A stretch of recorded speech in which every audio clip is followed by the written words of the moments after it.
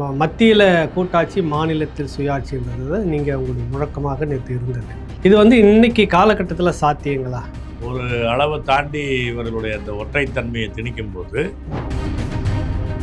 அந்தந்த தேசிய மொழி வழி தேசிய இனங்கள் அவர்களுக்கான அடையாளம், அவர்களுக்கான அதிகாரம். வேற இந்தியாவிலேயே தமிழ்நாட்டில் தான் இதை எழுப்ப முடியும். எழுப்புவதற்கான தகுதியுள்ள இனம் தமிழ் இனம் தான். இந்தியாவின் ஆட்சி மொழியாக சமஸ்கிருதம் இருக்க வேண்டும் என்பதுதான். அது ஒரு மக்கள் மொழியாக இல்லாததுனால அடுத்த சாய்ஸ், செகண்ட் சாய்ஸுங்கிறது தான் எங்களுக்கு ஹிந்தி என்பது அவர் சொன்னார். அப்போ என்னன்னா ஆரியத்துவத்தினுடைய ஒரு ஆரியத்தினுடைய ஆதிக்கம், அதை எதிர்த்த தமிழர்களுடைய போராட்டம் என்பதுதான் இந்திய துணைக்கண்டத்தினுடைய வரலாறு. நாங்கள் மாநில சுயாட்சிங்கிறது ஏற்றுக்கல, மாநிலம் என்பது ஏற்றுக்கொள்ள, சுயாட்சி என்பது ஏற்றுக்கொள்ள. ஏன்னா மாநிலம் என்பது ஒரு தேசிய இன தாயகத்தை இழிவுபடுத்தக்கூடிய விஷயம். இனத்தாயகம்னு சொல்லுது. இது இப்போ நீங்கள் காந்தி அதை சொன்னார். இந்தியா என்பது துப்பாக்கி முனையில் வெள்ளைக்காரர்களால் உருவாக்கப்பட்டது. ஏன்னா சோவியத் ஒன்றியத்தில் பிரிந்து போக விரும்பினால் பிரிந்து போயிடலான்னு அரசமைப்பு சட்டத்தில் எழுதினாங்க. அதை பயன்படுத்தி தான் ஃபின்லாண்டே பிரிஞ்சு போச்சு. லெனின் இங்கே இவரை மகாத்மாங்கிறோம். உண்மையில் மகாத்மா லெனின் தான். திருத்திக்கிறதுக்கான வாய்ப்பு 368ங்கிற பிரிவிலேயே வச்சிருக்கிறான். அந்த பிரிவை பற்றி பேசுனது ரொம்ப முக்கியமானது. அந்த பிரிவை பயன்படுத்தி தான் முதல்ல இடஒதுக்கீடு திருத்த சட்டத்தை கொண்டு வந்தாங்க. ஆமாம், அதில் இடஒதுக்கீடு, அது இடஒதுக்கீடு மட்டும் இல்லை, பல பேர் இடஒதுக்கீடு மட்டும் பேசிட்டு இருக்கிறாங்க. ஒரே ஸ்ட்ரோக்ல 52 திருத்தங்கள் வந்துச்சு. தென் மாநில முதலமைச்சர்களுடைய ஒரு மாநாடு மகாபலிபுரத்தில் நடக்குது. முதலமைச்சர் ஜோசப் விஜய் என்ன பேசணும் அப்படின்னு எதிர்பார்க்க. அதை நான் என்ன சொல்ல வரேன்னா, இப்போ தென் மாநிலங்களுக்குள்ள இருக்கக்கூடிய பிரச்சனைகள் என்பதில் முக்கியமாக காவிரி, முல்லை பெரியார், இது நமக்கு இருக்கிறது. மாநில சார்பாக தான் அவர் பேச முடியாது. பாலாறு இருக்கு. இப்போ இது எல்லாமே சட்டப்படி நீதிமன்ற தீர்ப்புப்படி செயல்படுத்துக சொன்னா போதும். இப்போ கர்நாடகா கேட்க மாட்டேங்குது. நீதிமன்ற தீர்ப்பை கர்நாடகா ஏற்கல, முல்லை பெரியாலும் ஏற்கல. நமக்கு கேட்கலன்னா என்ன அர்த்தம்? என்ன பேசணும் இந்த நிலையில? கேட்கலன்னா என்ன அர்த்தம்? அரசமைப்பு சட்டத்தில் அதுக்கான வழி இருக்கு. 355 ஒரு பிரிவு வச்சிருக்கிறான்.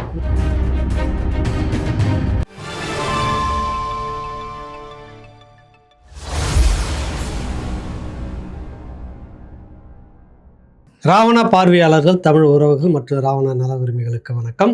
தமிழ் தேசிய பேரியக்கத்தினுடைய பொதுச் செயலாளர் மதிப்புக்குரிய தோழர் கி.வே. என்கிற தோழர் வெங்கட்ராமன் அவர்களை சந்திக்கிறோம். முக்கியமான சில விஷயங்களை அவர்கிட்ட இன்னைக்கு நம்ம விவாதிக்க இருக்கிறோம். வணக்கம் தோழர். வணக்கம். வணக்கம். நேற்று சென்னையில் ஒரு பெரிய ஆர்கனைஸ் பண்ணி ஒரு போராட்டம் என்பதை விட ஒரு அரசு கவன ஈர்ப்பு கோரிக்கை குரல் அப்படின்னு சொல்லலாங்க. கூட்டரசு கோட்பாடு அப்படின்றது தான் நீங்கள் சொல்ல வரீங்க. மத்தியில் கூட்டாட்சி மாநிலத்தில் சுயாட்சின்றது தான் நீங்கள் உங்களுடைய முழக்கமாக நேற்று இருந்தது. இது இன்னைக்கு காலகட்டத்தில் சாத்தியங்களா அப்படின்ற ஒரு கேள்வி இருக்குது. சுதந்திரம் வாங்கும்போது இந்த குரல் வலுவாக இருந்ததா சொல்லி கேள்விப்பட்டிருக்கிறோம் நாங்கள். நீங்கள் அந்த காலகட்டம்லாம் மாணவர் பருவத்தில் இருந்து கடந்து வந்திருக்கீங்க. இன்றைக்கி கிட்டத்தட்ட ஒரே நாடு, ஒரே குரல், ஒரே தேசம், ஒரே மொழின்ற மாதிரி நகர்த்திக்கிட்டு வந்திருக்கு ஒன்றிய அரசு இத்தனை ஆண்டுகளாக. இப்போ இந்த குரல் தமிழ்நாட்டுக்கு தனி உரிமைன்றது எப்படி சாத்தியப்படும்னு நினைக்கிறீங்க? இது சாத்தியமா அப்படிங்கிறத விட சரியா என்பதுதான் முதல்ல பார்க்கணும். இது மேலும் மேலும் மோடியினுடைய இந்த ஒரே தேசம், ஒரே மொழி, ஒரே பண்பாடு இந்த ஒரே சமாச்சாரம் இருக்குல்ல, இது அது இல்லை, பன்மை நாடு என்ற மாற்று குரலுக்கான தேவையை அதிகரிச்சிருக்கு. அதுக்கான வாய்ப்பையும் அதிகரிச்சிருக்கு. ஏன்னா இவங்களே எதிர்நிலையில் ஒரு அளவை தாண்டி இவர்களுடைய அந்த ஒற்றைத்தன்மையை திணிக்கும் போது அது இயல்பாக இருக்கிறது இது ஒற்றைத்தன்மை என்பது செயற்கையானது. இயற்கையானது ஒரு பன்மைத்தன்மை தான். அதுக்கான இடங்களை நெருக்கும்போது, அதுக்கான இதை மறுக்கும்போது அது இயற்கையான அந்த பன்மைத்தன்மை, ஒவ்வொரு மொழி வழி தேசிய இனங்கள், பண்பாட்டு வழி மக்கள், பழங்குடி மக்கள், இவர்களுடைய அடையாளங்கள், அவருடைய உரிமைகளை பற்றிய போராட்டங்கள் என்பது அதிகரிக்க தான் செய்யும். எனவே அந்த வகையில் இன்றைக்கி அதுக்கான தேவை அதிகரிச்சிருக்குது, வாய்ப்பும் அதிகரிச்சிருக்குதுன்னு நினைக்கிறேன். அதனால் இப்போ சாத்தியம் என்பது முன்னை விட கூடுதலாக தான் ஆயிருக்கு. ஏன்னா இன்றைக்கி எல்லாமே ஒரு பன்மையை நோக்கி போக வேண்டிய அவசியத்தில் இருக்குது. நீங்கள் ஒரு ஒற்றைத்தன்மையை திணித்த இருக்கக்கூடிய, இப்போ நீங்கள் இவரே ட்ரம்ப்பே என்ன பண்ணுறாரு, இப்போ ஏற்கனவே WTO இருந்துச்சு, WHO இருந்துச்சு, அது எல்லாத்துலேயும் நான் வெளியே வரேங்கிறார். ஏன்னா யாருனுடைய நலனுக்காக அது உருவாக்கப்பட்டுச்சோ ம், அதுவே வந்து அதுக்கு பயன்படலை அப்படின்னு உடனே அவர்களே வெளியேறணும்னு நினைக்கிறாங்க. ம், ஏன்னா அந்த ஒற்றைத்தன்மை நிற்காது. ம், இப்போ அது மாதிரி இப்போ நீங்கள் பிரிட்டன் வந்து பிரெக்சிட்னு வந்து ஐரோப்பிய யூனியன்லேருந்து வெளியில் போனாங்க. ம், ஏன் அப்படின்னா அவரவர்களுக்கான இடம் என்பது பாதுகாக்கப்படணும் அப்படிங்கும்போது ம், அது வந்து இந்த மாதிரியான ஒற்றைத்தன்மையின் கீழே மறுக்கப்படும் அப்படின்னு நிலைமை வந்துச்சுன்னா ம், அது இயற்கையானது என்பது திரும்ப தலை தூக்கும். ம், ம், ஒரு அளவு வரையிலும் அது தெரியாது. அதனால் வந்து இதுதான் மேலோங்கும் இனிமேல் இப்படி தான் அப்படிங்கிற மாதிரி இப்போ மேலோட்டமாக தெரியுமே தவிர ம், உண்மையில் வந்து அந்தந்த தேசிய மொழிவழி தேசிய இனங்கள் அவர்களுக்கான அடையாளம் அவர்களுக்கான அதிகாரம் என்பதை நோக்கி தான் வந்து போகும். அதனுடைய தேவை என்பது அதிகரிச்சிருக்குது, வாய்ப்பும் அதிகரிச்சிருக்கு, ரெண்டுமே இருக்குது. ம். அதிகரிச்சிருக்கு. இப்போ தமிழ்நாட்டில் இந்த குரல் சரியா வருங்களா? தமிழ்நாட்டில் தான் இதை மாநில தொடங்கணும். உரிமை என்பது நமக்கு வேணும். அதான் இது ஆ. வந்து வேற இந்தியாவிலேயே ம், தமிழ்நாட்டில் தான் இதை எழுப்ப முடியும். ம், எழுப்புவதற்கான தகுதியுள்ள இனம் தமிழ் இனம் தான். ம், தேவையும் இங்கே தான் அதிகமாக இருக்குது. ஏன் அப்படின்னா ம், ஒட்டுமொத்த இந்தியா அப்படிங்கிறதே வந்து ம், இப்போ பிஜேபி வந்ததுக்கு பிறகு மட்டும் இல்லை, ஏற்கனவே நேரு மதசார்பற்ற பெரிய தலைவர் ஆசிய ஜோதி எல்லாம் சொல்லப்பட்ட அவர் காலத்திலேயே கூட ம், இந்த அரசமைப்பு சட்டம் என்பது ஒரு ஆரியத்துவ அரசமைப்பு சட்டம். ம், ஒரு ஆரியத்தன்மையைத்தான் இந்தியத்தன்மை என்பதாக சொல்லக்கூடியது. அதற்கான பெரிய சான்றுகளை தேட வேண்டியதில்லை. ம், முதல் ஆர்டிகிளே சொல்லுது, India that is Bharat shall ம், பி தி யூனியன் ஆஃப் ஸ்டேட்ஸ்னு சொல்லுது. ம், இந்தியா அதாவது பாரதம். ம், எப்படி பாரதம்ங்கிற பேருக்கு என்ன பின்னணி என்பது வந்து அதில் நிறைய விவாதம் பண்ணுறாங்க. அது ஒன்றும் அந்த பேர் திடீர்னு வந்துடல. ம், அப்போ அது பண்ணும்போது என்ன வந்துடுது, ம், இந்தியா என்று சொன்னாலே ஆரிய புராணங்கள் தான், ம், வடமொழி தான், ம், அந்த சமஸ்கிருதம் தான், அதனுடைய பண்பாடு தான் இந்திய பண்பாடு. மற்றவை எல்லாம் பிற அதர். ம், அவர்களை வந்து நம்ம அரவணைத்து கொள்ளலாம், ம், ஆனால் நம்முடைய ஆதிக்கத்துக்கு கீழ் தான் இருக்கணும் அப்படிங்கிறது வந்து நாம் பேசுறது இல்லை. ம், அந்த அரசமைப்பு சட்ட அவையிலேயே மிக தெளிவாக பேசி ஏற்கப்பட்ட ஒரு செய்தி தான் அந்த பாரத் என்பதை சேர்க்கறதுக்கு போது ம், அப்படி வந்துடுச்சு. ம், அப்போ வந்து அதுக்கான ஒரு ஒரு இதுதான், அதுக்கான அடையாளம் தான் ம், இந்தியாவினுடைய அலுவல் மொழி ஆட்சி மொழிங்கிறது வந்து ம், ஹிந்தின்னு சும்மா போடல. ம், ஹிந்தி இந்தியாவின் ஆட்சி மொழி அப்படின்னு சொல்லல. ம், இந்தி வடமொழி எழுத்தில் தேவநாகரி எழுத்தில் இருக்கிற இந்தி இந்தியாவின் ஆட்சி மொழி. ம், ம், அப்படின்னா என்னன்னா சமஸ்கிருத மயமாக்கப்பட்ட இந்தி இந்தி. என்பது தான் ம், வந்து இந்தியாவின் ஆட்சி மொழி அப்படிங்கிறது தான். ம், இப்போ அதுலேயே அவங்களுக்கு என்ன பிரச்சனை வந்துருச்சு, ம், இந்திங்கிற மொழிக்கு வந்து பெரிய வளம் கிடையாது, ம், அதுக்கு வந்து ஒரு ஆட்சி மொழியாக இருப்பதற்கான தகுதி கிடையாது. ம். அப்போ அந்த மாதிரி சிக்கல் அவங்களுக்கே புரியுது. அதனால தான் இங்க தேவநாகரி எழுத்துன்னு சொன்னதோட மட்டும் சான்ஸ்கிரிட் நிற்கல, அடுத்த சொல்றதுக்கான- ஆர்டிக்கல்ல என்ன எழுதுறான்னா 343 அது எழுதுறான். ம், 344 345 350 வரல என்னன்னா ம், இந்தியில் ஒரு ஆட்சி மொழி ஒரு ஆட்சி சொல் கிடைக்கல அப்படின்னா ம், சமஸ்கிருதத்திலேருந்து எடுத்துங்க. ம், சமஸ்கிருதத்திலேயே இல்லைன்னு சொன்னால் ம். வேறு மொழிகளை தேடுங்க. ம். இதுதான் அரசமைப்பு சட்டத்தில் எழுதி வச்சிருக்கிறான். வேற எந்த நாட்டிலையுமே ம், இந்த மொழியியல் தொடர்பான சிக்கல்களை வந்து அரசமைப்பு சட்டத்தில் எழுதுறது இல்லை. ம், ஏன்னா அந்த யோகியதை உள்ள மொழி தான் ஹிந்தி. ம், அவங்களுடைய நோக்கம் என்பது மிக தெளிவாக, இங்கே நீங்கள் வந்து இந்தி பிரச்சார சபாவை தொடங்கி வச்சு பேசும்போதே காந்தி என்ன சொன்னார்னா, ம், எங்களுடைய உண்மையான நோக்கம் ம், இந்தியாவின் ஆட்சி மொழியாக சமஸ்கிருதம் இருக்க வேண்டும் என்பதுதான். ம், அது ஒரு மக்கள் மொழியாக இல்லாததுனால ம், அடுத்த சாய்ஸ், செகண்ட் சாய்ஸுங்கிறது தான் எங்களுக்கு ஹிந்தி ம். என்பது அவர் சொன்னார். சொல்லிட்டு தான் ஆரம்பிக்கிறாங்க. அப்போ அதனால் வந்து இவங்க என்ன அதுக்கான நியாயம் என்ன சொல்ல வராங்கன்னா, தமிழ்னா தமிழ்நாட்டில் தான் பேசுவாங்க, ம், அல்லது தமிழர்கள் எங்கேயாவது பழக்க போயிருந்தாங்கன்னா அங்க அவங்க பேசுவாங்க. தான் பேசுவாங்க. ஆனால் சரிங்க. சமஸ்கிருதம் என்பது இந்தியா முழுவதும் பேசப்படக்கூடிய மொழி ம், அப்படின்னு சொல்கிறாங்க. அப்போ இந்தியாவின் தேசிய மொழி சமஸ்கிருதம் தான். ம், ஆனால் அது வந்து எல்லாராலும் ஏற்றுக்கொள்ளப்படாததுனால ஒரு இடைக்கால ஏற்பாடாக சமஸ்கிருதம் இருக்குது. இது ஹிந்தி இருக்கட்டும், ம், மயமாக்கப்பட்ட இந்த இந்தியை கொஞ்சம் கொஞ்சமாக சமஸ்கிருத மயமாக்கி ம், அப்படி ஒரு ஹைப்ரிட்டை உருவாக்கிறது, ம், ஒரு ஒட்டு ரகத்தை உருவாக்கிறது என்பது தான் அவங்களுடைய திட்டம். அதை வெளிப்படையாக அறிவித்து தான் செய்கிறாங்க. ம், அதற்கான அடையாளம் தான் அரசமைப்பு சட்டத்திலே இருக்குன்னு சொல்கிறாங்க. ம். இந்தியாவுக்கு பாரத் என்ற பெயர் வைப்பதும் சமஸ்கிருத எழுத்தில் உள்ள இந்தி என்பது இந்தியாவின் ஆட்சி மொழி என்பது சட்டப்பூர்வமாக அறிவிக்கப்பட்டிருப்பதும், ம். இந்தியில் வந்து ஆட்சி சொல் கிடைக்கலன்னா சமஸ்கிருதத்தில் எடுத்துங்கன்னு அரசமைப்பு சட்டத்திலே எழுதியிருப்பதும் ம். அதெல்லாம் சான்று அதுதான். ம். அப்போ வந்து என்னென்னா ஆரியத்துவத்தினுடைய ஒரு ஆரியத்தினுடைய ஆதிக்கம், அதை எதிர்த்த தமிழர்களுடைய போராட்டம் என்பது தான் இந்திய துணைக்கண்டத்தினுடைய வரலாறு. ம், இந்த இனப்போராட்டத்தின் வரலாறு தான் இந்திய துணைக்கண்டத்தின் வரலாறு. ம். அதனுடைய இப்போ ஆரியத்தினுடைய இன்றைய நவீன வடிவம் என்பது இந்தியா. ம். அதற்கான நவீன கட்டமைப்பை உருவாக்கக்கூடிய சட்ட ஏற்பாடு இந்திய அரசமைப்பு சட்டம். ம். எனவே இந்த ஆரியத்துவத்தை எதிர்த்த, வடமொழி மேலாதிக்கத்தை எதிர்த்த, நீண்ட காலமாக போராடி கொண்டிருக்கிற, வடமொழி ஆதிக்கத்தோடு சேர்ந்து வந்திருக்கிற, வர்ணாசிரமத்தை எதிர்த்து சமத்துவத்துக்காக நீண்ட காலமாக போராடி கொண்டிருக்கிற தமிழ் இனத்திற்குத்தான் அந்த வரலாற்று பொறுப்பும் இருக்கு, வாய்ப்பும் இருக்கு. அதனால தமிழ்நாட்டிலிருந்து தான் இந்த கூட்டரசு கோரிக்கை என்பது தலைமையாக எழ முடியும். அதனுடைய ஒரு மேம்போக்கான வெளிப்பாடு, திராவிட வெளிப்பாடு தான் மாநிலத்தில் சுயாட்சி, மத்தியில் கூட்டாட்சி. இது நாங்கள் மாநில சுயாட்சிங்கிறது ஏற்றுக்கல, மாநிலம் என்பது ஏற்றுக்கொள்ளல, சுயாட்சி என்பது ஏற்றுக்கொள்ளல. ஏன்னா மாநிலம் என்பது ஒரு தேசிய இன தாயகத்தை இழிவுபடுத்தக்கூடிய விஷயம். இது இனத்தாயகம், இது இனத்தாயகம்னு சொல்லு, மாநிலம் சொல்லக்கூடாது. மாநிலம் சொல்லக்கூடாது, ஒரு இனத்தினுடைய தாயகம், இனத்தினுடைய தாயகம். நீ வந்து இப்போ ஸ்டேட், இப்போ மாநிலம் உருவாகும் போது என்ன சொன்னீங்க? மொழி இன அடிப்படையிலான எல்லைகளை தான் வரையறுத்தீங்க, மொழி வழி மாநிலம்னு சொல்றீங்க.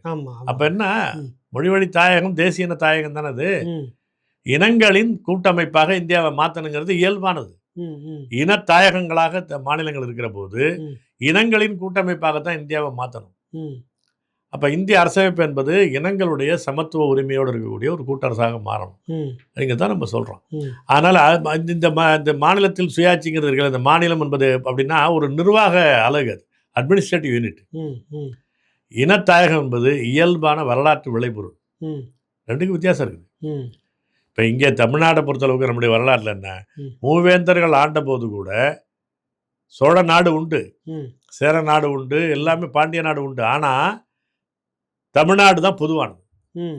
அன்றைக்கே நமக்கு அப்படியான ஒரு தெளிவு இருக்குது, தமிழ் இனத்திற்கு அந்த தெளிவு இருக்குது. இது ஒரு ஆட்சி பகுதி அல்ல, இனத்தாயகம். ஆட்சி பகுதி அதுக்குள்ளே இருக்குது. இன்னொருத்தனுடைய ஆட்சி பகுதியாக கூட தமிழ்நாடு மாறி போகலாம். தமிழ்நாட்டுக்குள்ளேயே வெவ்வேறு ஆட்சி பகுதிகள் கூறு போட்டு வரலாம். ஆனால் தமிழ்நாடு என்பது இனத்தாயகம், அது எல்லாருக்கும் பொதுவானது. இந்த பார்வை என்பது மேற்கு உலகத்தில் தோன்றுவதற்கு முன்னாலேயே, மேற்குலத்திலலாம் அந்த மறுமலர்ச்சி காலத்துக்கு பிறகு, அச்சு ஊடகம் வந்ததுக்கு பிறகு தான் அது வந்துச்சு. ஓலைச்சுவடி காலத்திலேயே தமிழ்நாட்டில் அது வந்துருச்சு. தமிழ்நாடுன்னு பரிபாடலில் சொல்லிட்டான், தொடர்ச்சியாக அது இருக்கு. அப்போ நமக்கு என்னன்னா, மொழி அடிப்படையில், இனத்தாயக அடிப்படையில் இது தமிழ் தேயம், மற்றது மொழிபெயர் தேயம், வேறு மொழி பேசுகிற தேசம். இந்த தெளிவு என்பது தமிழர்களுக்கு தொல்காப்பிய காலத்திலே உண்டு. வேறு எந்த இனத்துக்கும் அப்படி சொல்ல முடியாது. அப்போ நமக்கு என்ன ஆகுதுன்னா, நம்முடைய எல்லையும் தெரியும், இதுக்கு மேலே போனால் வேற ஒருத்தரிடம் நமக்கு தெரியும். அப்போ அதனால் என்ன ஆகுதுன்னா, நம்ம வந்து நம்முடைய இடத்திற்காக தக்க வைத்துக் கொள்வோம், அடுத்தவன்ட்டு ஆக்கிரமிக்க மாட்டோம். இப்போ இப்படியான வரலாறோடு தான் நம்முடைய பேரரசு கால வரலாறு உட்பட அப்படித்தான் இருக்குன்னு வச்சுக்கோங்க. அப்போ இது வந்து இந்த வரலாற்று போராட்டத்தினுடைய தொடர்ச்சியாகத்தான் இன்னைக்கு இந்திய அரசமைப்போடு தமிழினம் மோதி தன்னுடைய இடத்தை நிலைநாட்டிக் கொள்ள வேண்டிய தேவை இருக்கு. அதனுடைய முழக்கம் தான் வந்து கூட்டரசு முழக்கம் என்பது. மாநில சுயாட்சிங்கிறது என்னன்னா ஒரு அட்மினிஸ்ட்ரேட்டிவ் யூனிட், அது ஒரு நிர்வாக அலகு. இப்போ திராவிட தரப்பில் வைக்கக்கூடிய இந்த மாநில சுயாட்சி என்பது வேறு, நீங்கள் சொல்லக்கூடிய கூட்டரசு தத்துவன்றது வேறு. நீங்கள் வந்து இதுக்கு பெரிய சான்று பார்க்க வேண்டியது என்னென்னா, மாநில சுயாட்சி பற்றி முரசொலி மாறன் எழுதியிருக்காரு. அதுதான் பெரிய அவங்களுடைய அஃபிஷியல் டாக்குமெண்ட். இப்போ கருணாநிதி குடும்பத்திலேருந்து வந்தால் தான் அது அஃபிஷியல் டாக்குமெண்ட்டாக இருக்கும் அந்த கட்சிக்குள்ள. அது வந்து அவங்களால பெரிய முரசொலி மாறன் எழுதின அந்த மாநில சுயாட்சி அப்படிங்கிற புத்தகம் தான் அவங்களுடைய பெரிய சொல்லுவாங்க. இவர்களை விட மிக அதிகமாக மாப்போசி எழுதியிருக்கிறார். அவர் சுயநிர்ணய தமிழ்நாடுன்னு பேசினவர். இப்போ இதில் நீங்கள் வந்து இது ரெண்டுக்கும் இடையில இருக்கும். மாப்போசி வந்து ஒரு இனம் பிரச்சனையும் ஏற்றுக்குவார், ஒரு நிர்வாக ஏற்பாடுங்கிறதையும் பேசிக்கிட்டு இருப்பார். அது ரெண்டுக்கும் இடையில இருக்கும். இவர்களுடையது என்னென்னா ஒரு நிர்வாக ஏற்பாடு. நம்ம எப்படின்னா, இந்திய அரசுகிட்ட குவிந்திருக்கிற அதிகாரங்களை இந்த கீழே இருக்கக்கூடிய நிர்வாக அலகாக இருக்கக்கூடிய அட்மினிஸ்ட்ரேட்டிவ் யூனிட்டாக இருக்கக்கூடிய மாநிலத்திற்கு பிரித்து கொடுங்க. அதிகார பரவல் பற்றி பேசுவது தான் மாநில சுயாட்சி. நாம சொல்லுவது என்னன்னா, இன உரிமை, இன இறையாண்மையை பற்றி பேசுகிறோம். தன்னாட்சி. இது வந்து என்னன்னா இறையாண்மையினுடைய பகிர்வு. இது ஒரு இப்போ நீங்கள் வந்து காந்தி அதை சொன்னார், இந்தியா என்பது வந்து துப்பாக்கி முனையில் வெள்ளைக்காரர்களால் உருவாக்கப்பட்டது. ம் வரலாற்று வளர்ச்சி போக்கில் தன்னியல்பாக உருவான நாடு அல்ல. ம் அதனால அவர் வந்து நாம் இப்போ சுதந்திரம்னா அது அப்படின்னா என்ன பொருள் அப்படின்னா அவர் தன்னை தானே கேள்வி கேட்குறாரு. சுதந்திரம்னா ஏற்கனவே இருந்த நிலைமைக்கு திரும்பிடுறதா, ம் அப்போனா அவங்கவுங்க நாட்டுக்கு போயிடுறதா, அவங்கவுங்களுக்கும் ஒரு பகுதி இருந்தது, அவருக்கு அவங்கவுங்க இருந்து ஆட்சி அப்படி செய்துட்டு போயிடுறதா இருந்தாங்க.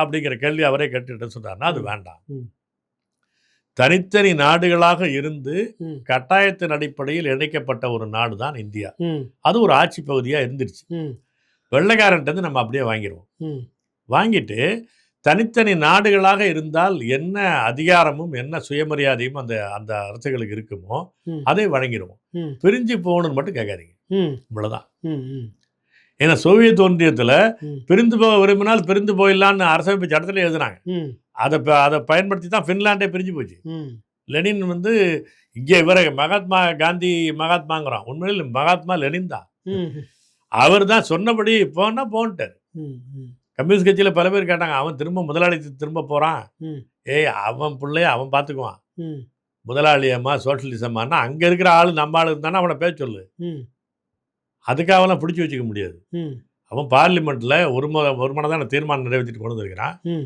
அமைதியாக விட்டுரு அவனை ம் அப்படின்னாரு. ஃபின்லாந்து தனியாக போச்சு. ம் வெறும் சட்டத்தில் மட்டும் எழுதி வச்சுக்கல, ம் பிரிந்து போகிற உரிமை குடியரசுகளுக்கு உண்டு என்பதை, ம். மொழி வழி தேசிய இனங்களுக்கு உண்டு என்பதை வந்து எழுதி வச்சது மட்டுமில்லை, கேட்ட உடனே கொடுத்துட்டாரு. ம் அவர் ரொம்ப ஷார்ட்டாக மறைஞ்சிட்டாரு. ம். ஸ்டாலின் வந்த பிறகு அது எல்லாமே மாறி போச்சுன்னு வச்சுக்கோங்க. ஜேவி ஸ்டாலின் சொல்கிறேன், ம் அவர் ஜோசப் ஸ்டாலின் வந்த பிறகு எல்லாமே மாறி போச்சு, ரஷ்ய மயமாக போச்சு. அதுதான் அதனால தான் பிறகு சதறி போச்சுன்னு வச்சுக்கோங்க. ம் அப்போ வந்து இந்த இந்த இந்த இந்த மாதிரி விரும்பினால் பிரிந்து போகிற ஒரு விஷயம் வந்து கேட்டுற வேண்டாம். ஏன்னா சோவியத் யூனியன் அது இருக்குது. ம் அதனால காந்தி என்ன சொன்னார்னா, பிரிஞ்சு போகிற உரிமை மட்டும் கேட்காதீங்க, ம் மற்றபடி நீங்கள் தனி நாடாக இருந்தால் என்ன மரியாதையும் என்ன அதிகாரம் இருக்குமோ அப்படி இருக்கட்டும். ம்.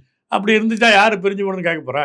சரி, இப்போ இன்னைக்கு நடத்துகிற இந்த போராட்டத்தில் தமிழ்நாடு முதலமைச்சர் ஜோசப் விஜய்க்கு நீங்கள் சொல்லக்கூடிய இதன் மூலமா இதை நீங்க வந்து சொல்லக்கூடிய தமிழ்நாட்டினுடைய கோரிக்கை. அரசின் கோரிக்கையாக மாற்றணும்னு சொல்கிறேன். ம் ம் இப்போ இதை எப்படி கொண்டு வர முடியும்?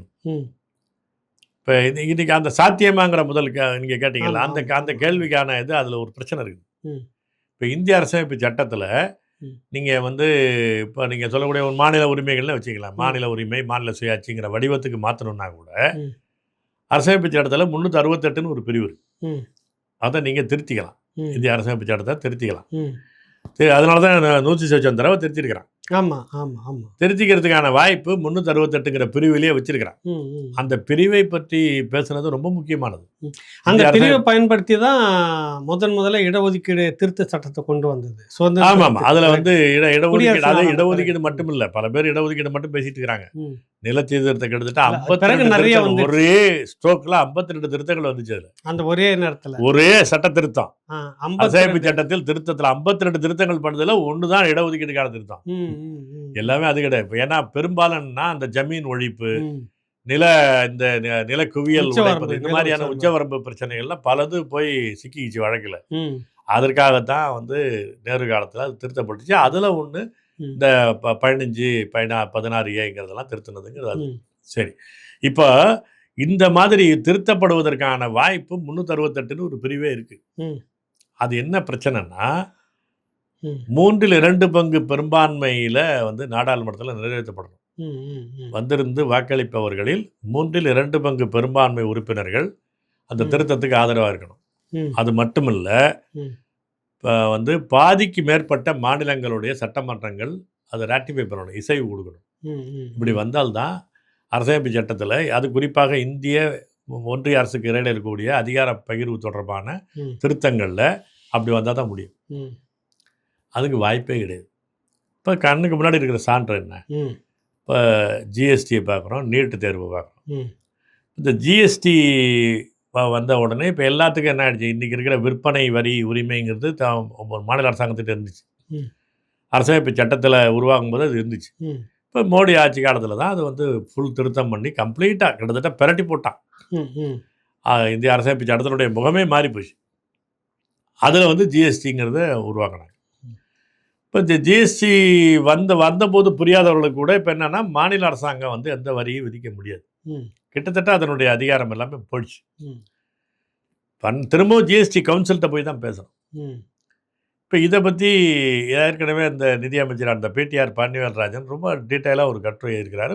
பரவலாக ரொம்ப புகழப்பட்ட ஒரு செய்தி அது. ம் அவர் ஜிஎஸ்டி கவுன்சிலில் போய் பாட்டை அவர் எழுதுறாரு. ம் என்ன பிரச்சனைனா, ஜிஎஸ்டின்னு வந்ததுக்கு பிறகு எல்லா மாநிலத்தினுடைய வரி விதித்து வசூலிக்கிற அதிகாரமே பறிபோயிடுச்சு. ம் இப்போ எல்லா மத்திய மாநில அரசு முதலமைச்சரும் வந்து நிற்கணும்ல, ம் ஏன் வரல? எனக்கு கொடுங்க எங்க ஆமாம், மாநில எங்களுடைய அதிகாரம் போச்சு, நாங்கள் ஏற்கனவே என்னன்னு கவனிக்காம விட்டுட்டோம், ம். இப்படிலாம் பண்ண முடியாது, திரும்ப வந்து பழையபடி கொண்டான்னு கேட்கலாம்ல. ஏன் கேட்கல? ஏன் அப்படின்னா, ம். இந்த ஜிஎஸ்டினால பயனடைபவர்கள் வந்து இந்தி மாநிலத்துக்காரன். இப்போ நம்ம ஒரு கணக்கு இருக்குல்ல, நமக்கு இங்கே ₹1 வசூல் பண்ணால் 28 காசு தான் நமக்கு திரும்ப வருது. ஆனால் அதே ₹1 வசூலாகிற இடத்துல பீகாரில் ₹7 திரும்ப போகுது. உத்தரப்பிரதேசுக்கு ₹2,000 போகுது, மத்திய பிரதேசுக்கு ₹3 போகுது, ராஜஸ்தானுக்கு அது மாதிரி போகுது. இப்போ இந்தி மாநிலங்கள் எல்லாத்துக்குமே அவன் வசூல் பண்ணுறதை தாண்டி அவனுக்கு பணம் கிடைக்குது. அவன் ₹1 வசூல் பண்ணி ₹1 திரும்ப கூட எடுத்துக்கலாமே. ₹1 வசூல் பண்ணி கொடுத்துட்டு ₹3 வாங்கிக்கிறான், ₹7 வாங்கிக்கிறான். இது இந்த இந்த மீதி இருக்கிற அந்த அவன் ₹1 தாண்டி இருக்கிற ₹6 பீகாருக்கு எங்கேருந்து கிடைச்சிச்சு? தமிழ்நாடு, மகாராஷ்டிரா, கர்நாடகா மாதிரி மாநிலங்களில் அள்ளிக்கிட்டு போகிற வரி தான் அது. கூடுதலாக எடுத்துகிட்டு போகிற வரி தான் அங்கே போய் கொடுக்குறான். இங்கே ₹1 வாங்கிக்கிட்டு இங்கே வந்து 29 பைசா திரும்ப தரான், 28 பைசா திரும்ப தரான். பைசா கணக்கில் தான் நம்ம நான் ஒரு கணக்குக்கு சொல்கிறேன், ஒரு பர்சன்டேஜ் 28% சொல்கிறேன். இப்போ அங்கே வந்து 7 மடங்காக கிடைக்குது பீகாருக்கு.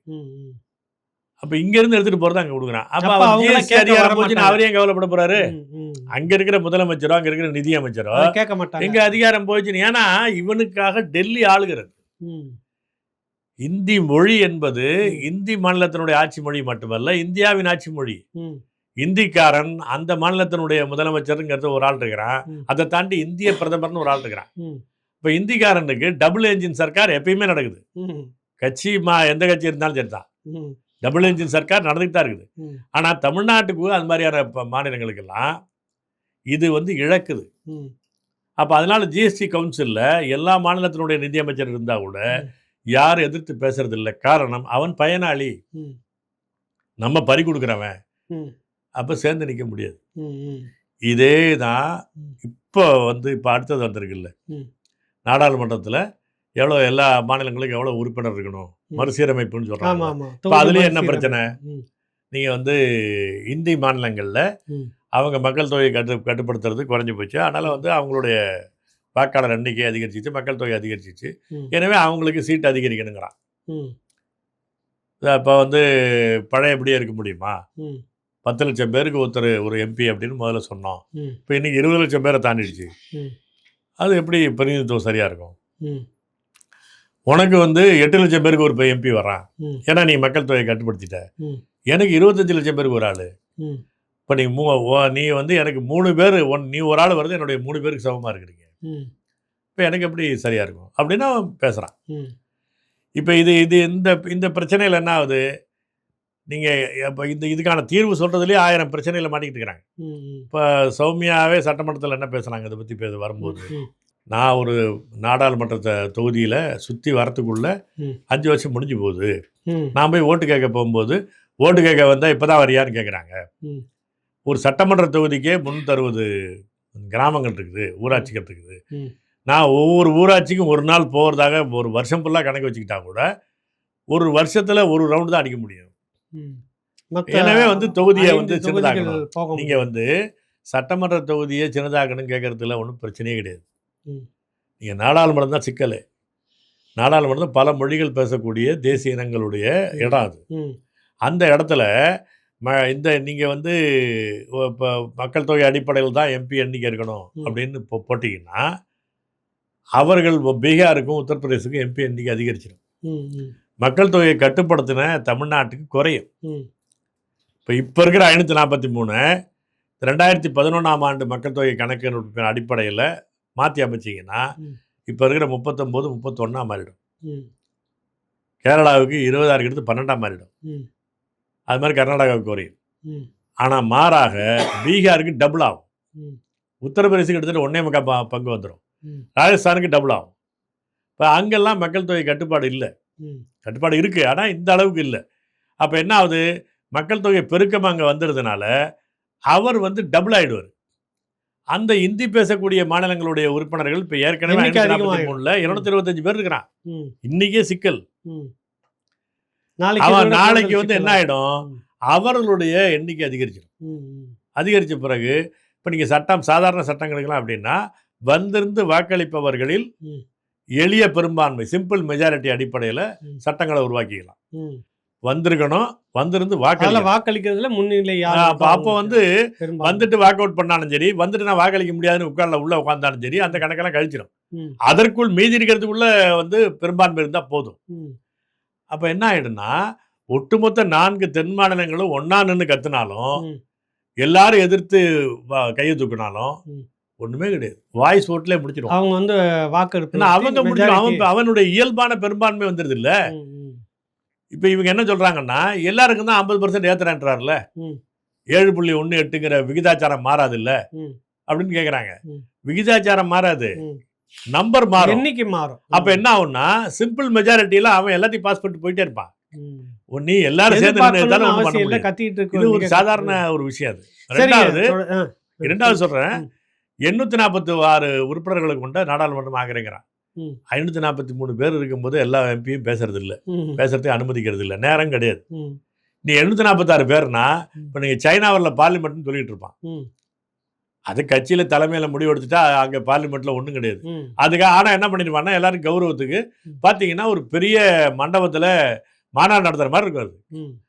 அது ஒரு நாடாளுமன்றம், விவாதத்துக்கான இடமே கிடையாது. ஏன்னா 846 பேர்னா நீங்க பேசுறதுக்கு நேரமே இருக்காது, யாரும் பேச போறது இல்லை. அதாவது எல்லோரும் வாருங்கள் சொன்னாலே யாரும் வராதீர்கள்னு அர்த்தம். அதனுடைய மறுபக்கம் அதுதான். நீங்க வந்து எல்லாரும் வந்து உட்கார்ந்துட்டு இருக்கலாம், யாரும் பேச முடியாது.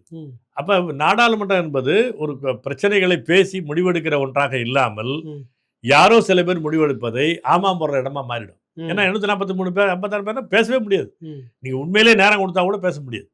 846 பேருக்கு ஒவ்வொருத்தருக்கும் ஒரு 5 நிமிஷம் கொடுத்து பாருங்க, எந்த காலத்துல முடிப்பீங்க? ஒண்ணும் கிடையாது. அப்ப இது வந்து என்னன்னா, நம்பர் அதிகரிப்பது என்பது சும்மா அலங்கார பொம்மைகளை உருவாக்கிட்டு இருக்கலாமே தவிர உண்மையான ஜனநாயகம் அல்லது. ஜனநாயகம் என்ற வடிவத்தில் சர்வாதிகாரத்தை கொண்டு வரலாம். இனிமே பேசுறதுக்கு ஒண்ணும் இல்லை. அப்படி இப்பயே பேசுறான்ல, விவாதம் இல்லாமல் சட்டங்கள் நிறைவேற்றினு போடுறான்ல, இப்பயே முடிஞ்சிடும் அது. அந்த மாதிரி அப்ப என்ன ஆகுனா, நிரந்தரமா அப்படியே ஆயிரும். அதிகபட்சம் என்னன்னா, ரொம்ப சண்டை வரக்கூடிய பிரச்சனைகளை மட்டும் ஒரு செலக்ட் கமிட்டிக்கு அனுப்புவான், பிறகு முடிச்சிடுவோம். இது ஆயிரும். அப்போ வந்து 2 வகையிலும் தப்பு. அது நீங்க வந்து நம்பர் அதிகரிச்சா, நாடாளுமன்ற உறுப்பினர்களுடைய இதை வந்து அதிகரிச்சா அது ஜனநாயகத்தை விரிவாக்கும், மக்களுடைய பிரதிநிதித்துவம் அதிகரிக்கும் என்பது ஃப்ராடு. அதை விட முக்கியமானது, இந்தியா என்பது தேசிய இன மாநிலங்களுடைய ஒன்றியம், யூனியன் ஆஃப் ஸ்டேட்ஸ். அப்ப ஸ்டேட் என்பது மாநிலங்களுடைய மொழியின தாயகம். இப்போ மொழியின தாயகங்களுடைய கூட்டமைப்பாகத்தான், ஒன்றியமாகத்தான் இந்தியா இருக்கு. அப்படின்னா இந்த இன தாயகங்களுடைய உரிமை மொத்தமும் க்ளோஸ் ஆயிரும். இப்ப தமிழ்நாட்டுக்கு என்ன வந்துடும், இவர் வந்து 59 பேரா மாறுங்கிறாரு. 59 பேரா மாறினாலும் ஏற்கனவே நான் சொன்னது மாதிரி அந்த சிம்பிள் மெஜாரிட்டியில போயிடும். அதன் வழியாக என்ன ஆயிடுதுன்னா, நம்முடைய நம்ம இது கிட்டத்தட்ட அப்படியே பிரிட்டிஷ் காலனி மாதிரி. பிரிட்டனுக்குள்ள ஒண்ணுமே கிடையாதுங்க. அவன் பெரிய பேரரசா மாறினது எப்படி? இந்தியா போல, சீனா போல, ஆப்பிரிக்க நாடுகள் போல பல நாடுகளை கொள்ளையடிச்சு தான் அவன் போனான். அதே தான் இப்போ இந்தியாவில் மாறும். என்ன ஆகும்னா, இங்க இருக்கிற வரி கொள்ளை நடக்கும், வட கொள்ளை நடக்கும். இதெல்லாம் கொடுக்குற இடமாக தமிழ்நாடு மாறி போகும், தென் மாநிலங்கள் மாறி போகும். இதுல இருந்து எடுத்துட்டு போய் இதை யாருக்கு என்ன கொடுக்கலான்னு முடிவெடுக்கிற அரசியல் முடிவெடுக்கிற அதிகாரம் போது அவங்க கையில போயிடும். இதுதானே காலனி முறை.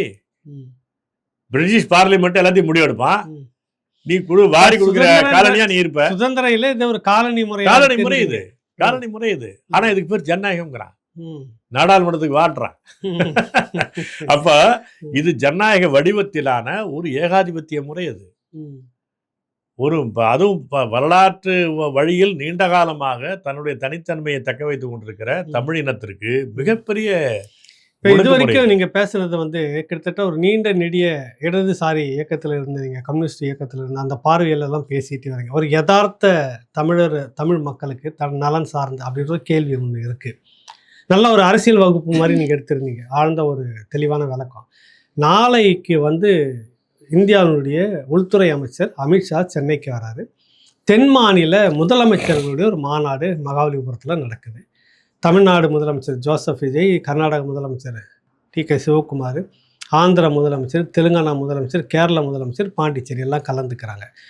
ஒரு பாமர மக்களுக்கு இப்போ வந்து இது இங்கே இருக்கிற எனக்கு யதார்த்தத்தில் புரியணும், எனக்கு தெரியணும், நான் அறிஞ்சிக்கணுன்ற மாதிரி முதலமைச்சர் ஜோசப் விஜய் என்ன பேசணும் அப்படின்னு எதிர்பார்க்குறேன். அதை நான் என்ன சொல்ல வரேன்னா, இப்போ தென் மாநிலங்களுக்குள்ள இருக்கக்கூடிய பிரச்சனைகள் என்பதில் முக்கியமாக காவிரி, முல்லை பெரியார், இது நமக்கு இருக்கிறது நம்ம மாநில சார்பாக தான் அவர் பேச முடியும். பாலாறு சிக்கல், பாலாறு இருக்கு. இப்போ இது எல்லாமே சட்டப்படி நீதிமன்ற தீர்ப்புப்படி செயல்படுத்துங்கன்னு சொன்னா போதும். நீங்க வேற ஒண்ணு எக்ஸ்ட்ரா முதலமைச்சர் வந்து அமித்ஷாட்ட கேட்க வேண்டிய, இதை செயல்படுத்த வேண்டிய சட்ட பொறுப்பில் அமித்ஷா இருக்கிறார். அமித்ஷாவுடைய இந்திய அரசு இருக்கு. அவர் ஒண்ணு தான தர்மத்துக்கு வந்து பஞ்சாயத்து பேசுறதுக்கெல்லாம் வர வேணாம். அவருடைய சட்ட பொறுப்பை அவர் நிறைவேற்றட்டும்.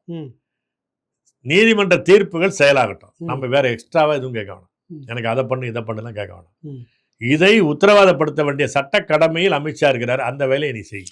அதாவது நீங்க எங்களுக்கு எந்த சலுகையெல்லாம் காட்ட வேண்டியது கெஞ்ச வேண்டியதில்லை. இந்த இந்திய அரசுடைய உச்ச நீதிமன்றம் சொன்ன தீர்ப்பை தீர்ப்பை செயல்படுத்த வேண்டிய சட்ட கடமையில் நீ இருக்கிறாய், அதை செயல்படுத்துன்னு கேட்கணும். சரி, இது வரைக்கும் நடக்கலையா? அந்த மாதிரி நடக்கல. இப்ப நடக்கட்டாங்க. நான் இப்ப தென் மாநில முதலமைச்சர்கள் மாநாடு நடக்கும் போது இல்ல இப்ப கர்நாடகா கேட்க மாட்டிருக்கு. நீதிமன்ற தீர்ப்பை கர்நாடகா ஏற்கல, முல்லை பெரியாறு ஏற்கல. நமக்கு கேட்கலன்னா என்ன அர்த்தம்? என்ன பேசணும் இந்த நிலையில? கேட்கலன்னா என்ன அர்த்தம்? அரசியலமைப்பு சட்டத்துல அதுக்கான வழி இருக்கு. 355 ஒரு பிரிவு வச்சிருக்கிறான். கான்ஸ்டிடியூஷனல் பிரேக் டவுன் அதுக்கு பேரு. நீங்க நீதிமன்றம் வந்து சாவியை தூக்கிட்டு வர முடியாது. 356 ஆட்சி கலைப்பு. இது 355ங்கிறது என்னன்னா, ஒரு மாநிலத்திற்கு இந்திய அரசாங்கம் ஒரு தாக்கீது அனுப்புறது, உத்தரவு. ஏன் உத்தரவு? நீதிமன்றத்தினுடைய உத்தரவை செயல்படுத்த வேண்டிய பொறுப்புல இந்திய அரசு இருக்கு. நீ சொன்ன கேட்க மாட்டேங்கிற. அப்பனா நான் என்ன பண்ணுவேன்னா, இந்த தீர்ப்பின் அடிப்படையில் நீ செயல்படுத்தணும். தண்ணியை திறந்து விடணும், வாரம் திறந்து விடணும். அப்படி நீ திறக்கலை அப்படின்னா அது ஆணையமும் சொல்லிடுச்சு. அதுக்குன்னு ஒரு பொறியமை வச்சிருக்கிறோம், அதை சொல்றா, அதையும் நீ கொடுக்க மாட்டேங்கிற. அப்படி பண்ணாத போது நான் 355 படி என்ன பண்ணுவேன்னா, அந்த தற்காலிக காலத்திற்கு கர்நாடகத்தில் இருக்கக்கூடிய காவிரி அணைகளுடைய பொறுப்பை இந்திய அரசு எடுத்துக்கொள்ளும். எடுத்துக்கொண்டு தீர்ப்பை செயல்படுத்தும். செய்ய அதை கேளுங்கிறனா விஜய், அதை கேட்கட்டுமே. 355 வழியா வாங்க, நீங்க வந்து செயல்படுத்த வேண்டிய தற்காலிக பொறுப்படுத்துங்க. நீங்க நிரந்தரமா அவங்க கண்ட்ரோலுக்கு கொண்டு போக வேண்டாம். அது அந்த மாநிலத்துக்கிட்டே இருக்கட்டும். அந்த மாநில உரிமையை நீ பறிக்க வேண்டாம். அந்த மாநிலத்தினுடைய அணையாவே இது இருக்கட்டும். அவ செயல்படுத்த நீதிமன்ற தீர்ப்பை செயல்படுத்தலைன்னா நீதிமன்றம் வந்தா திறக்கும். இப்ப நீதிமன்றத்தினுடைய தீர்ப்பை செயல்படுத்த வேண்டிய சட்டக்கடமை இந்திய அரசுக்கு இருக்குது. அதனுடைய அந்த கட்டக்கடமையில் இருக்கக்கூடிய நேரடி அமைச்சர் தான் அமித்ஷா வர்றாரு, உள்துறை அமைச்சர். அவர் அதுக்கு உத்தரவாதம் கொடுக்கணும். அப்பா நீ இதை தீர்ப்புப்படி செயல், நீ ஒன்றும் எதையும் பேச வேண்டாம். நீ சண்டையெல்லாம் நீதிமன்றத்தில் போட்டுக்க. நீதிமன்றம் என்ன சொல்லுதோ எல்லாரும் கேட்போம். அது நீ பண்ணலன்னா நான் வந்து பண்ண வேண்டியா இருக்கும். இதானே சொல்லணும். நீங்க ஒரு சாதாரண இப்போ மரத்தடி பஞ்சாயத்தில் எதானங்க சொல்றேன். அப்பா அதான் நியாயம் இல்லைன்னா நாங்க வந்து கிராமத்தில் எடுத்து செய்வோம் அப்படி சொல்றாங்கல்ல, அது செய்யணும்ல. அதை சட்டம் தானே சொல்லுது. 1956ஆம் ஆண்டு சட்டம் என்பது என்ன? இந்த மாநிலங்களுக்கு இடையிலான நதிநீர் தகராறு சட்டம் அதான் சொல்லுது. அந்த சட்ட கடமை நீ இருக்குது உனக்கு, அதை செய்யணும் கேட்கணும் விஜய்ங்கிறேன். சும்மா அவர்கிட்ட போய் பஞ்சாயத்து வைக்க வேண்டிய வேலை கிடையாது. அவருடைய கடமையை அவர் செய்யட்டும். சட்டத்தில் அதுக்கான ஏற்பாடு இருக்கு. சட்டப்படி எதுவுமே சட்டத்தின் ஆட்சியை செயல்படுத்தட்டும், வேற எதுவும் பண்ண வேணாம். Rule of law.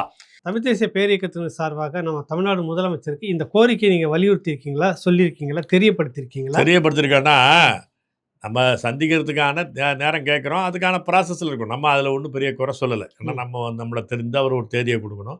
மற்றபடி அது வந்தால் நம்ம பேசுவோம். மற்றபடி எல்லாத்துக்கும் அனுப்புகிறோம். இன்னும் சொல்ல போனால் ஒவ்வொரு செகண்டும் நாங்கள் என்னென்ன சொல்கிறோம், என்ன முணுமுணுக்கிறோங்கிறது எல்லாமே டெஸ்க்கு போகுது. இல்லை உளவுத்துறை அதுக்கு என்ன ஸ்பெஷலாக வச்சுருக்காங்கல்ல, நம்ம என்ன பேசுகிறோமோ அதெல்லாம் எங்களுக்கு வேறு தனியாக வேறு ஷாவனிஸ்ட்னு வேறு பேர் வச்சு சும்மா போனால் வந்தாலும் கண்காணிச்சாலும் அனுப்பிட்டு இருக்கிறாங்க. அந்த செய்தி அவருக்கு போயிருக்கு தானே செய்யும். ஏன்னா ஒரு ஆட்சி என்பது வள்ளுவரும் சொல்றாரு, சாணக்கியரும் சொல்றாரு, எல்லா இடத்துலயும் காது இருக்கணும். உனக்கு எல்லா இடத்துலயும் காது இருக்கணும். இப்போ உனக்கு நிறைய காது இருக்கு.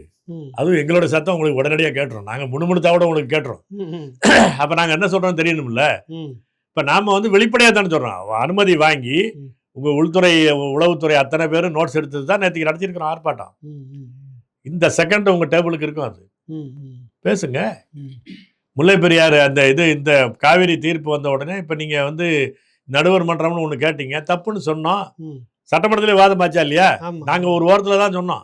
நாங்கள் ஒன்றும் உங்கள்கிட்ட நேரடியாக கடிதம் எழுதிட்டுக்கல. அது பிரச்சனை ஆச்சா இல்லையா? அப்போ ஏன் எல்லாருக்கும் தெரியுது. நாங்கள் பேசுவது ஒன்றும் ரகசிய பேச்சல்ல, வெளிப்படையாக சொல்கிறோம். அது முதலமைச்சருக்கு தெரியாமல் போவாது. முதலமைச்சருக்கு எழுதவும் செய்கிறோம், நம்ம இப்போ எல்லாத்தையும் தகவல்களை கொடுக்குறோம், எல்லாம் தான் பண்ணிக்கிட்டு இருக்கிறோம். அந்த அடிப்படையில் அவர் வந்து பண்ணணும். ஏன்னா இது வந்து ஒரு ஒரு ஒரு பொறுப்பாக ஒரு அமைப்பு, பதவி பணம் விளம்பரத்துக்கு அப்பாற்பட்ட ஒரு அமைப்பு. இது செய்யக்கூடிய குரலை, இதில் எழுப்பக்கூடிய பிரச்சனைகளை எல்லாரையும் விட, வேறு கட்சிகளை விட, வேறு கட்சிகள் சொல்லுவதை விட நாங்கள் சொல்லுவதை கவனிக்க வேண்டிய சட்ட பொறுப்பில் எல்லா முதலமைச்சரும் இருக்கிறாங்க. அப்படிதான் இருந்திருக்காங்க, எங்களுக்கே தெரியும். ஏன்னா இந்த அதிகாரிகள் வழியாக எங்கள்கிட்ட சில செய்திகள் வாங்கிட்டு போவாங்க, தெரியும். நம்ம சொல்றதை ஏற்கிறாங்களா இல்லையாங்கிறது இல்லை, இவர்கள் சொல்வது என்பது ஒரு நடுநிலையான கருத்தாக இருக்கும் அப்படிங்கிறத ஒரு அந்த மதிப்போடு தான் நாங்கள் இருக்கிறோம். அது எங்களுக்கு தெரியும். இதை தாண்டி நாளைக்கு என்ன பேசணும் அமித்ஷா கிட்ட? ஒன்று. ரெண்டாவது, அதே மாதிரி தான் முல்லை பெரியாரும், அதே மாதிரி தான் பாலாரும். சட்டத்தின் வேலையை செய்யுங்க. அதே போல இந்த இப்போ நிதி அதிகாரம் முழுசுமே தமிழ்நாடு அரசுக்கு வேணும்னு கேட்குறோம் நாங்கள். அது கூட அப்புறம் பார்ப்போம். குறைந்தபட்சம் தமிழ்நாட்டிலிருந்து வசூலிக்கிற நிதியில், வரி வசூலில் பாதியை திரும்ப கொடுத்துருங்க. இப்போ 28 காசு தான் எங்களுக்கு திரும்ப வருது. 50% கொடுத்துருங்க. ₹1 வசூல் பண்ண போனால் 50 காசு கொடுத்துருங்க. நீங்கள் 50 காசு எடுத்து தொலை, இப்படியாவது சொல்லலாம்ல. இப்போ நீங்கள் அவர் சட்டமன்றத்தில் தீர்மானம் ஒன்று போட்டிருக்கிறார்ல, தமிழ்நாட்டினுடைய நிதி சுமையை கருத்தில் கொண்டு நிதி உரிமையை கவனத்தில் கொண்டு, இது என்னத்துக்கு? இது வெண்டைக்காய், விளக்கெண்ணெயில் வெண்டைக்காயை போட்டு வதக்கின மாதிரி ஒரு தீர்மானம். அது எதுக்குங்கிறேன்னா, நீங்கள் வந்து இப்போ தென்னரசு கூட, தங்கம் தென்னரசு கூட என்ன பேசினார்னா, எல்லா மாநிலங்களுக்குமான வரி பங்கீடு 50% இருக்கணும்னு கேட்குறாரு. அது கேளுங்க, தப்பு இல்லை. ஆனால் தமிழ்நாட்டிலிருந்து வசூலிக்கிற தொகையில் 50% தமிழ்நாட்டுக்கு கேட்கலாம்ல. இது குறைந்தபட்ச விஷயம் தானேங்க. இது நீ பாதியை வச்சுக்க, நீ பாதியை நீ எடுத்துக்கன்னு சொல்றது இல்லை. அதை விட இப்போ ஒரு நீதியான விஷயம் என்ன சொல்ல முடியும்? ரொம்ப குறைந்தபட்ச விஷயம் அவ்வளோதானே. இப்போ நீ எடுத்துகிட்டு போகிறதுல பாதி நீ வச்சுக்க, பாதி என்கிட்ட கொடுத்துரு. நீங்கள் நியாயமாக கேட்க போனால் என்ன ஆகும்? 75% என்கிட்ட கொடுத்துரு, 25 எடுத்துக்கன்னு தான் நமக்கு சொல்லணும். ஒரு சரி எடுத்த எடுப்பில் ரொம்ப ஒரு ஜம்ப் ஆகிட முடியாதுங்கிறதுனால நான் என்ன சொல்கிறேன்னா, ஒரு பஞ்சாயத்தாக தான் நான் சொல்கிறேன். விஜய் கேட்க வேண்டியது என்னென்னா, தமிழ்நாட்டிலேருந்து வசூலித்து இந்திய அரசு வசூலிக்கிற தொகையில் பாதியை என்கிட்ட கொடுத்துருக்கேன், பாதியை நீங்கள் எடுத்துகிட்டு போங்க, இதை கேளுங்க. இதுக்கு அந்த மாநிலங்களோட முதலமைச்சர்லாம் ஒன்றாக்கிங்க, அந்த கோரிக்கை எல்லாரும் ஏற்றுக்குவாங்க. ஏன்னா தென் மாநிலங்களில் எந்த இடத்துலையுமே வந்து ₹1 50 காசு வரல, எல்லாருமே கேடு தான் வாங்கிட்டு இருக்கிறாங்க. அவங்க வந்து கர்நாடகா ரொம்ப நாள் சவுண்டாக பேசிட்டு இருக்கிறாங்க. நீங்கள் அந்த மாநில முதலமைச்சர்லாம் சேர்த்துக்கிட்டு அபிஷேட்டை கேளுங்க. இந்த இவங்களுக்குள்ள இருக்கிற பஞ்சாயத்து தீக்கிறதுக்கு மட்டும் அவர் வர வேணாம், அவருக்கு ஒரு பஞ்சாயத்து இருக்குல்ல, அதை எல்லாரும் சேர்த்து கேளுங்க. இவர் மேல வந்து இவர் இருந்துகிட்டு கிழக்கிந்திய கம்பெனி வந்து நமக்கு பங்கிடுறாரு. அவரு நீ பண்ண வேண்டிய வேலை தான் நிறைய இருக்குது. அதனால அமித்ஷா கிட்ட எல்லாருக்கும் 4 முதலமைச்சர் சேர்த்துக்கிட்டு நீங்க கேளுங்க. இப்ப அதே மாதிரி புதுச்சேரிக்கு வந்து மாநில அந்தஸ்துன்னு கேட்டுக்கிட்டு இருக்கிறாங்க. 100 தடவை தீர்மானம் நிறைவேற்றிட்டான். அந்த இவங்க சுஷ்மா ஸ்வராஜ் சொன்னாங்க, அது கொடுக்கறதுல மாநில அந்தஸ்துன்னு கொடுக்கறதுல என்ன தயக்கம் உங்களுக்கு? தமிழர்களுடைய தாயகம் என்பது ஒன்றுதான். ஏன் இதே போல வந்த கோவாவுக்கு மாநிலமாக்கிட்டான், மணிப்பூருக்கு மாநிலமாக்கிட்டான், வரிசையா எல்லாத்துக்கும் மாநிலமாக்கிட்டான். இதே பீரியட்ல வந்தது தானே, இதே சட்டத்தின் கீழே வந்தது தானே. அது போர்ச்சுகீஸ் வந்துச்சு, இது பிரெஞ்சுக்காரன் வந்துச்சு. இதுக்கு ஏன் கொடுக்க மாட்டேங்கிறீங்க? அவன் சட்டமன்றத்தில் தீர்மானம் நிறைவேற்றணும்னு ஏற்றுக்கிட்டீங்கல்ல. பார்லிமெண்ட்ல அதுக்குன்னு ஒரு கமிட்டி போட்டாங்க சுஷ்மா ஸ்வராஜ் தலைமையில். அந்த குழு என்பது மாநில அந்தஸ்து கொடுத்துடலாம் தான் கொடுத்துச்சு. இந்த நிமிஷம் நிறைவேறலையே.